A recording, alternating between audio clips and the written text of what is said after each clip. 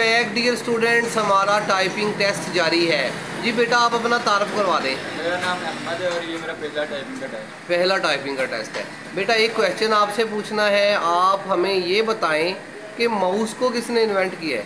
Douglas सिंगलबर्ग। Douglas सिंगलबर्ग। ठीक है, शाबाश, स्टार्ट करें बेटा। Very good.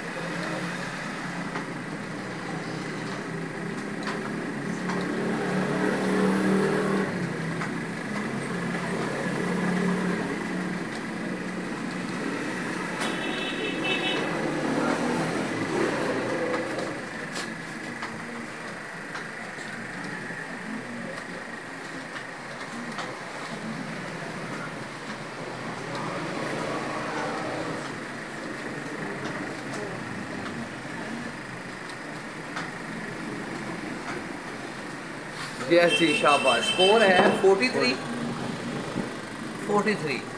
ठीक है बेटा, इस हिसाब से 40 से ज़्यादा 50 से कम स्कोर है तो आपको 25 में से 20 नंबर दिए जा रहे हैं। ठीक है, शाबाश।